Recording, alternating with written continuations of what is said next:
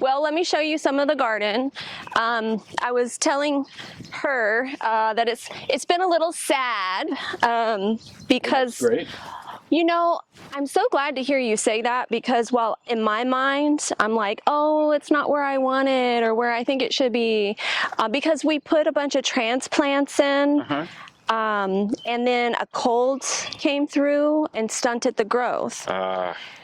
Well, and we just did a video. My husband, to revive the plants, he did a worm tea. Yes.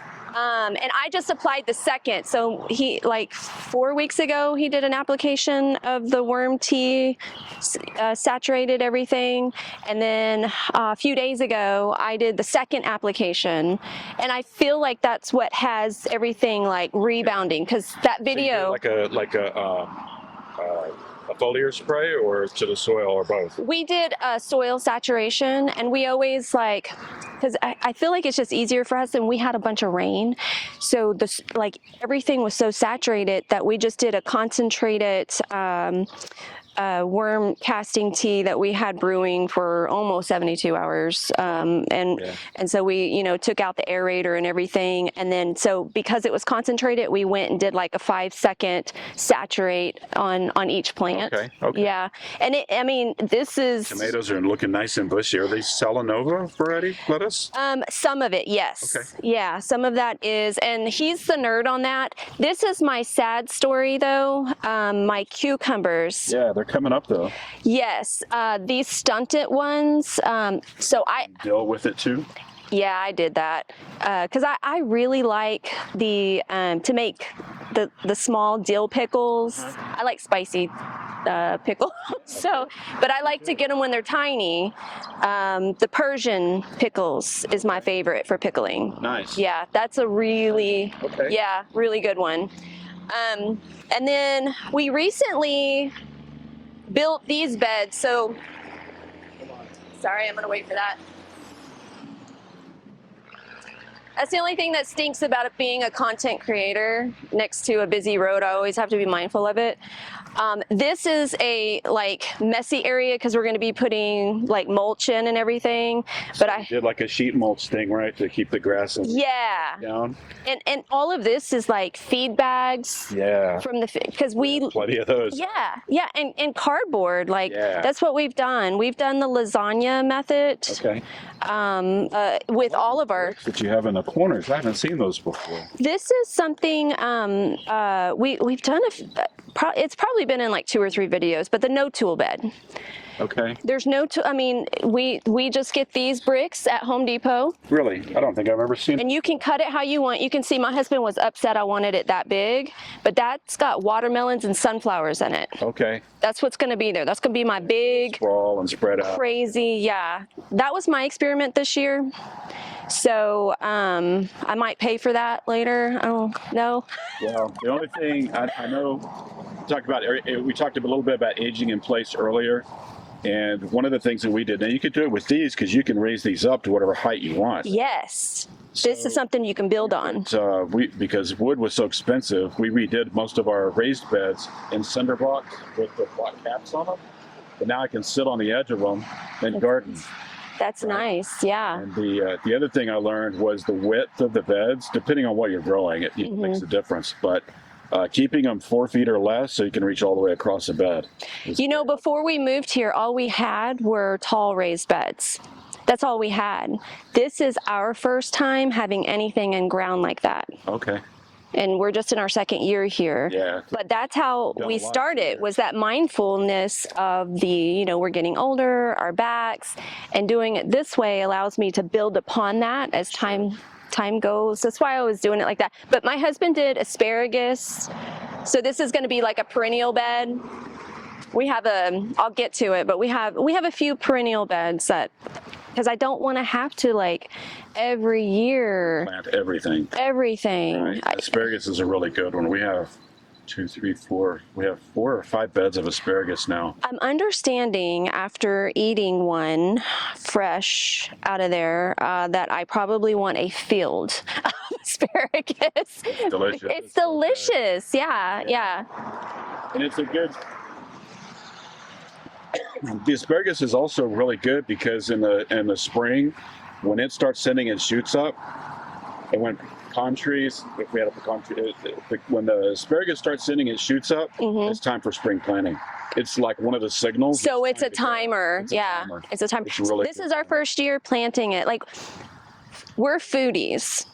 So even when we started in our little container garden in Dallas in our little backyard before we came out here, it was all about being foodies. We're out here growing animals. Right, and food. A lot of food here. Yeah, yeah, but it's all come from being foodies. Like, we know how to cook asparagus, Right. and we always did. So now it's like really cool. I'm like, oh, this is something I spend so much money because I have bougie taste buds, and now I want to grow it. Champagne on a bare budget. Yes. They say. Well, homesteading, yeah, it becomes that way. Right. Very nice. But we have, he put some strawberries in here. These ones are not nearly as far along as, we have strawberries coming up. I got tons of strawberries every day coming up. And that's kind of our new thing. And I like to put zinnias, and we co-plant all over. Like, I like to have pollinators. Right. Yeah. And, you know, and I've got so many flower starts, I've not been able to get everything planted. I've still got stuff that I need to get planted. I will show you. I do too. Yeah. You are not alone. Do not feel bad. Yeah. I'm going to sneak past you. Irrigation type that we use. I need to have a better, I need better pressure on this one. Yeah. Are you guys on a well? No, we are not. But you'll see, like, in our beds, we have like tomatoes, peppers, onions in between, basil, marigold. I like the co-planting thing. That's really clever. It's really, my husband is really good at that and planning it out. Yeah. It's really his passion. Cool. And I've just been learning from him. Is that salvia or the purple flowers? Oh, yes. Yes, that's salvia. Okay. And we love that. We had that in my father-in-law, who's passed, in his garden that we built for him in the last few of his years. And we loved, when we visited, seeing all of the bees and butterflies all over it. We're like, we have to have that. These, the buckets you have here, are these worm compost? Yes, these are in-ground yeah. Okay, we do it we have the boxes. We have boxes too. Utility room, but yeah. I've got actually those gray totes right there. Okay. Oh, you'll love some of the stuff that he has. He just built this new tool that helps him shift on wheels. My husband built it. Oh, wow. I'll show it to you. You'll be like, what? Awesome. Yeah, I did a little reel on Instagram about it. Yes, that is, we made a mistake and planted some of ours in the shade, and it doesn't like the shade so much. This, I want to say it's, I don't want to say what it is, but I want to say it's like Ethiopian or something like that. We have to take some pieces. We want to branch it out. We want to get some cuttings off, and because that wasn't the best place to put it on our part, and we have to break this down. Echinacea? Yeah, this is echinacea that has like really been overachieving. Wow. Like, beautiful plant. Oh, it is. It's flowered and get ready to do it again. It is. We are going to create right in that area by our house. That's just going to be a big perennial herb medicinal garden. Yeah. And so we're going to be moving some of this and some of the comfrey, and have a lot of, like a tea medicinal garden separate from the kitchen vegetable garden. What is this guy? That is lavender. Lavender. Okay. Yeah, we some of the stuff I didn't get successfully from seed, but I have found. I don't either. I've had the hardest time germinating lavender. Lavender does best in ground. Okay. Even compared to our raised beds and containers, the only place we've ever been successful, and that was from another garden, has been direct sowing. Wow. Yeah. Okay. This one we obviously bought because we did struggle this year, but last year we were really successful, and was that way. We have these artichokes also, Oh, nice. which being the foodies, that's kind of like, I love artichokes so much. Yeah, they get to be huge plants too. Oh, I love to boil them and then roast them. Cheesecake Factory used to have. Oh, that was my favorite thing. Oh, right. I would order that. You're me. Like that was what I went for. Everything. Oh, me too. Yeah, and I got my husband on that. I got my kids on that. Wow. Yeah. So now I'm trying to grow that. Yep. Because of my bougie taste buds, I'm telling you. The lime, is that a lime? Yes. Actually, you know what? I think that this one, this is the lemon Meyer improved. Oh, okay. Yeah, we do have a lime one somewhere around here too. Okay. But we lost everything in the ice storm. It was hard on everything. It certainly was. I'm like, I know we're not alone in all the loss. But our neighbor gave us some squash, so we have that going on here. Nice. And Just starting to harvest our squash and zucchinis are coming out. ooh, this is the first time I've seen. We've got some. Oh yeah. Yeah, I'm It's gonna. kind of a daily task, isn't it? Oh yeah, and well, now that I saw that, That's her job. I like to pull weeds. That's my thing. I am the weed puller. Yes. Especially after good rain and the roots come up. Oh, I can lose myself. And so like I got that one done. Now I need to go to the next bed, and we're going to have rain later today. So tomorrow I'm going to be in like weeding heaven. This right here is our strawberries. Yeah. And I had like every day I've been, Wow. yeah, Nice. I'm going to rub it into my husband because like that was, we fight for the snacks in the garden. Yeah. Yeah. Every day I'm getting, and so what I have been doing, because I've been trying to be nice to share with him, is I have been like harvesting them, cleaning them in the house, and I'll put them in a mason jar because it seems like they stay fresher in a mason jar in the refrigerator. I've heard that recently. People were taking strawberries and some other fruits, putting them in a mason jar and using a vacuum sealer to pull the air out, and they would last for weeks, unrefrigerated. I haven't tried it yet, but Mine won't, like if I get to the point where I think I won't eat it that fast, that's probably why I haven't done that. Okay. But they just do not last between me and my husband. And now I'm like, okay, I'm glad I don't have kids to share with right now. I don't want to share. Yeah. My husband is about to be transplanting a bunch of tomatoes over here because some of ours with that freeze that came through killed it off. But we're doing an experiment between different fertilizers because last year the heat, as fast as it came in and heavy and as long, we didn't get to finish that experiment. So that's what this setup is going to be for here. It's a big part of homesteading. It's always an experiment of some kind. Yeah, these are the most expensive peppers in the world. Really? Apparently, the ahi. Sharpitas. Huh. I did grow these from seed. I just need to transplant them. I need to find a spot to transplant them. Variety. Very pretty. They're really small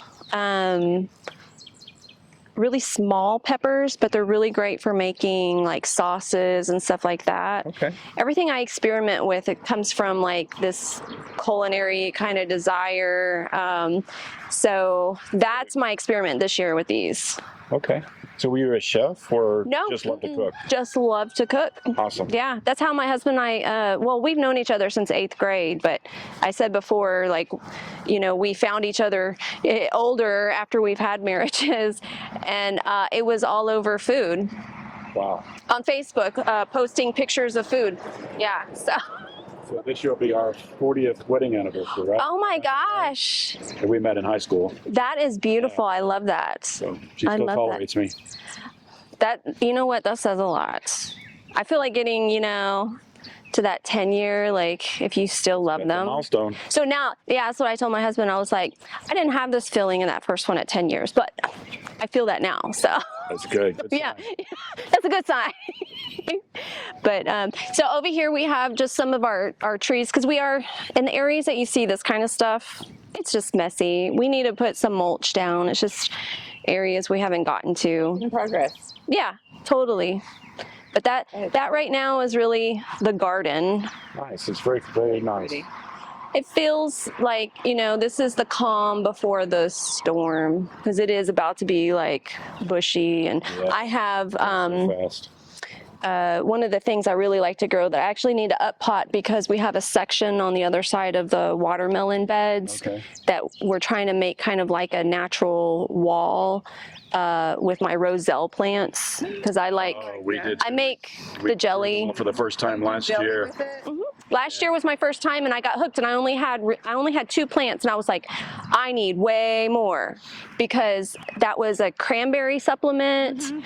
It's a jelly. It's a drink mixer. It is a syrup on top of. Yeah, I have it dried for tea, and I didn't realize how popular it was until like I was just going through my process, and some of our friends. We have a lot of friends from the Dominican Republic, and and all of them were like, "You have that?" So I was like, "Yeah." We have. I'm trying to talk people into it. My people don't know anything about it. No, they don't. It's usually Jamaican culture, Dominican Republican. Yeah, those are the people that are like gonna want it. Yeah. Awesome. Nice. And we have, I think, 6 more plants that are ready to be transplanted. Yeah. They're in the greenhouse right now, but they need to go. They need a home. Yeah. My greenhouse didn't happen this year. Have you done butterfly pea? I don't blue food. Do what? Butterfly pea. No. It's a flower. You don't eat the pea. The pea. You use the flower. Oh. It's a bright blue, like a dye. So it turns. Oh, that's so cool. Yeah, I like that. So I've experienced with, there's a sunflower, I'm trying to remember the name of it right now, but it does something similar with coloring stuff. The seed itself, so you can like saturate it, and I want to kind of play with that, because I'm also growing, and they're really sad, but the loofahs. Oh yeah. Yeah, because we make soap too, so I want to do some loofah soaps and then use some of the coloring to make it like that bluish, natural. Yeah. I think that would be cool. Just a fun experiment. Cool.